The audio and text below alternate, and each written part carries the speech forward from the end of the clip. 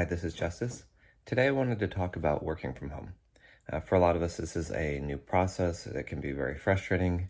It can cause a lot of internal conflict with the family. And there's a couple tips that I've learned over the years that I think can save you from a lot of big mistakes and save you from a lot of heartache and frustration and angry yelling at the children. So stay tuned and we'll go through what that list is. For a lot of you who don't know me, I was an elite gymnast for about 15 years, and there was certain techniques that we learned in gymnastics that I think apply here. The first one is you do what you can do if there's a problem. You know, if you have distractions, if you have a new work environment or you're missing tools, then you figure out what you can do. If you go into the gym and you've got a broken ankle, you don't just sit there and watch everybody. You do core strength, you do abs, you do arms, and you build up and you take advantage of the downtime to do things that you can't do or you wouldn't necessarily focus on anyway. So that way you can come back a little stronger in areas that were otherwise depleted. And there can be a lot of anxiety around trying to do something that you have to do because you have bills coming up and there's a lot of anxiety and a lot of stress and a lot of variables that you can't control. And so for a lot of people, I want to say Americans specifically, we have often the luxury of anxiety, which is a weird thing to say. And I think some of you will understand that. We tend to get overwhelmed with the options of things that we can do and what do we do and how does it affect the future and is this the right decision? And so I have a piece of advice from you I learned from a very wise man.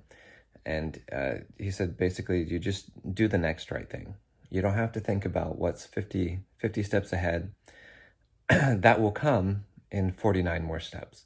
So do the very next right thing. It doesn't mean the best next thing. It doesn't mean that you have to have control of the outcome of what step 1 does to step 50. That's impossible. We are not, as human beings, that smart. And you may be able to see 3 steps ahead, but that's not what we're talking about. Do the very next right thing. Don't hesitate. Don't stress over it. Just go, is that decision moral? If it's moral and it's a good decision, do it. And then iterate. Make another step.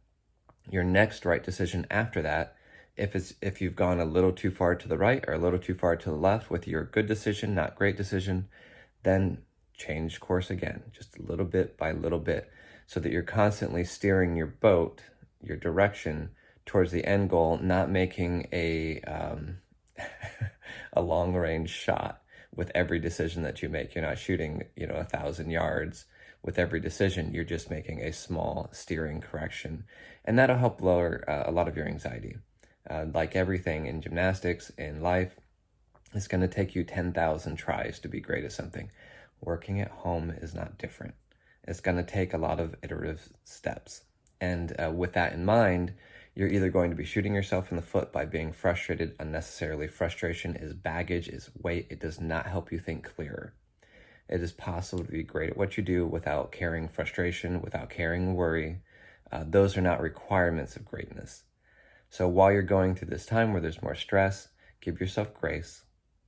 Be patient with your family. They're also going through the same thing, trying to figure out how to coexist together in this new environment, in this new time, and give yourself grace and mercy. If you get upset or angry, go take a walk.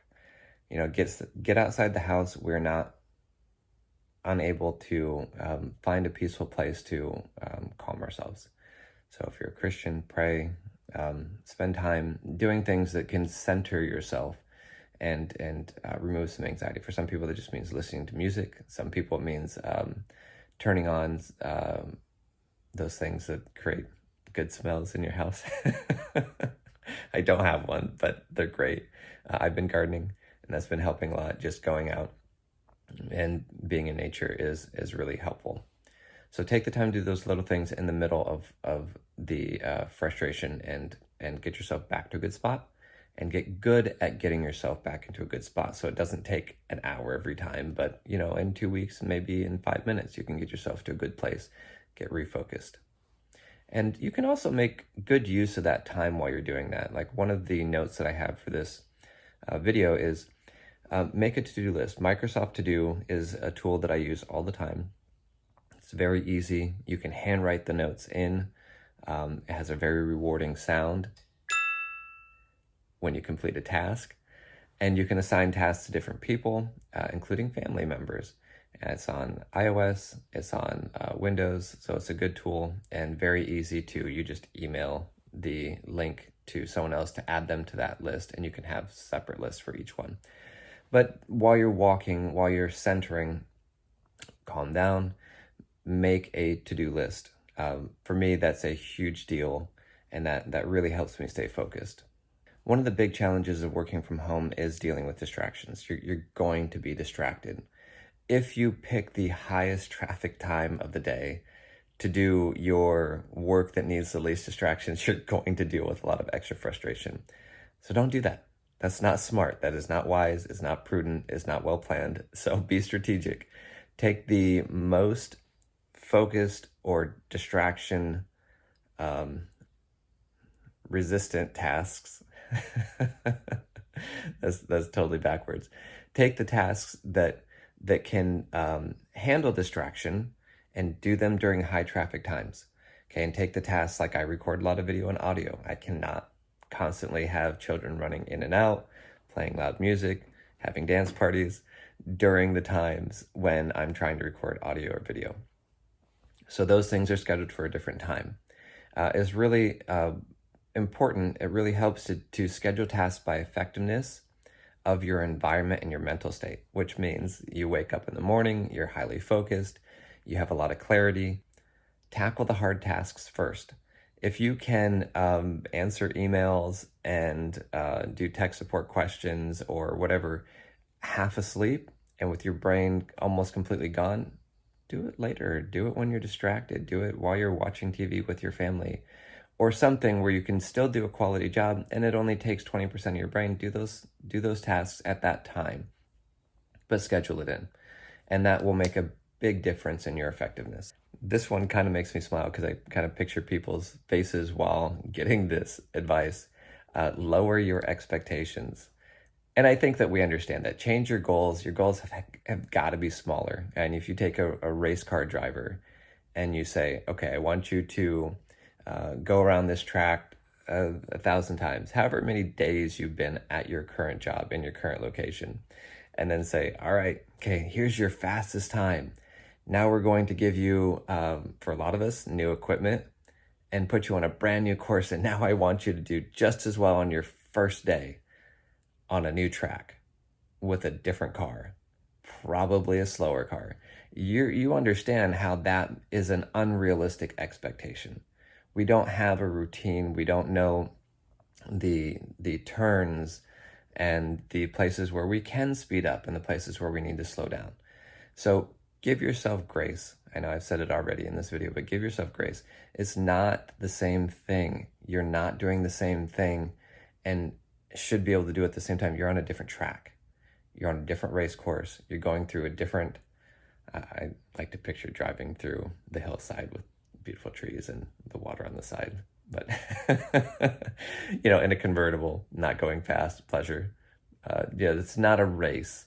Okay, so it's probably important to also say that you're going down a road that you do for work every day, and I like to picture it a little more leisurely and enjoy that dynamic.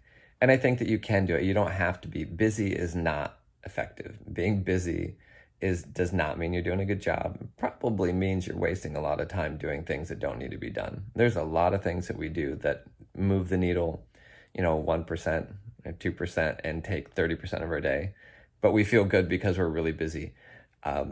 Be smart, figure out what things actually make a difference and focus on those, and then leave the really difficult tasks that make almost no difference. It's okay to let it go sometimes and kind of refocus and go, okay, this is something I don't want to do. There's 1,000 people in your neighborhood who need work. You can find someone on Fiverr. You can put a note on the Nextdoor app. Say, hey, I need someone to answer emails. I need someone to do this or do that, and put your valuable, educated, skilled training towards skilled tasks, and put some of the other time consuming things off to somebody else, and people need work. So it's not a bad idea to figure out how to do that. Virtual assistants are good use of money for a lot of people, and because they save money, not because they cost money. Use your time for things that make more of a difference. Okay, so now for some practical things. We talked about Microsoft To Do. That's a great app that I use all the time. Timers is a really good way to keep yourself focused. So I'll set a short timer, like 5 minutes or 10 minutes. The Timers app on Windows is free. You can set up multiple timers. As you get ready, you're going through your to-do list. You look at your to-do list, start your timer, a reasonable amount, not for the whole project, just to focus on that project. So you go, okay, I'm going to focus on this project for 10 minutes straight. Start the timer. It dings at the end, and you go, oh, am I focused on this task? If not, then don't beat yourself up. Just refocus. Just go, okay, we're going to re-steer, back on focus, back on track. And another thing that I think really helps with that, timers, to-do list, and you can use apps like Covenant Eyes, which is built for a couple different purposes, including kind of keeping people away from porn. So you can block certain sites to protect internet safety, I think is the term that they use. But so you can block it. So from certain hours, you only have access to a certain number of sites. So block social media. And if you're having a really hard time focusing, you can have a couple accounts. Use the comment section here to ask me questions. I've used this for years. And you can block social media for certain times and then sign into different accounts where you have access and don't have access. Anyway, so it's a very useful tool. It's like $10 a month, $15 a month or something like that. And you can use it for your whole family. If you don't have it already for your whole family, it's pretty important stuff. And what we feed our mind, what goes into our eyes, has a big effect. I think the quality of our thoughts controls the happiness and success of our lives. And you can't have garbage thoughts and be happy or deal with stress. And it's just how it works. So one of the more popular topics here is creating a morning routine where you wake up and do the same 5 things in the morning. And I suggest doing something that gives you a little bit of focus, and a little bit of exercise is not a bad idea, but not required. I think a lot of people can go right into work right after waking up. Having a special place where you work is important. I work from bed. I work from bed. I work in my bed. I have a special mattress made by Purple, which means I can sit on it without getting uncomfortable for hours at a time. I use a back support, like a bed pillow that helps. And I have my computer, my tablet on a tablet stand, and I use a Bluetooth keyboard. I can draw with the tablet holder right in front of me. It's extremely comfortable and effective, and my room is quiet. So, yes, I have a green screen in my room, although you may not be able to see it because it's a green screen. All right, so that turning off Wi-Fi is a great idea. You can just go into airplane mode for 2 hours while you're working on something that doesn't need internet. It's not a bad idea. You don't have to figure out what that email is right now. Okay, or priorities.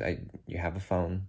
Put your phone on the side and let that be your important reminders. But for the most part, most of us, we can go for a couple hours without having to need updates to everything by the minute. A couple fun tips that I think are less about being fun and more about being effective. If you take a child and you say, okay, I want you to do 10 math problems. Okay, most kids can handle about 10 math problems, no problem. Okay, I want you to do 100 math problems. It might take a special kind of kid to focus without distraction on 100 math problems. 2,000 math problems. At some point, you're going to hit that point of diminishing returns, and they're going to be taking 8 times as long. All the numbers are going to blend together. Your brain kind of processes everything based off of familiarity. Those variables start to blend, and it becomes hard to differentiate. This is actually why I believe as adults, we perceive the world to go faster because we parse information in bigger segments. Okay, today was this type of day. This was this type of activity. This type of activity typically goes like this. And so we remember it in sections that start to accrue more and more time. So you go, okay, dinner with wife, lunch with friends, and these things kind of go into, this is a rabbit trail. Okay, but anyway, when it comes down to it, the science behind it is that our brains start to see the same things, and we don't see the variables anymore. And it starts to just go into larger and larger sections. So point being, take breaks or switch activities when you start getting distracted. You don't have to prove yourself. You don't have to say, okay, I'm the one who can do 10,000 math problems in a row. No one cares. It's not important. Okay, you want to go, okay, I've learned that I can do 100 math problems in a row, or 100 whatever, or 20 emails in a row, or 5 emails in a row before I start getting distracted. So do 5 emails in a row, and then switch tasks. Go 5 emails in a row, then eat 3 grapes, or part of an apple, or have like different things that break up the monotony. So you have little rewards. I don't suggest going, okay, I'll do 1 email and then I'll eat a cookie. You may have different problems at the end of this if you go that route, but there are healthy rewards that you can do. I've been playing Ori and the Blind Forest. It's beautiful. The artwork is soothing. The music is great. And it's a fun distraction. You may do 10 minutes a game, 30 minutes of work. And if you're more effective during the course of an hour and 20 minutes than you are with 2 hours of straight work, good for you. Use it. You have all these options available, and you're working at home, theoretically, without Big Brother looking over your shoulder. Are you working this second? If you're judged by what you're producing during the day, then use a lot of different tools to get there, and that's okay. Don't feel bad. Those are just intelligent ways to keep your brain active and use a reward system. It works for kids. We are largely large children, just older and hopefully a little bit more educated, but the things that work for kids work for adults. So you're going to want to also pay attention to what you're eating and what you're drinking, because that has a really big effect. I mean, if I have like 5 pounds of pasta, I'm probably not going to be very effective or awake after. so keep in mind what things, wine does the same thing to me as does grapes and cookies and high carb items. I can eat certain things that don't affect me, and making a list of what those things are, make a Microsoft to-do list of things that you can eat. Gluten-free things for me tend to actually work quite well. If I have pancakes in the morning, forget it. I am out, I'm taking a nap shortly after, or I'm laying around crying or moaning. It's just not a good thing for me.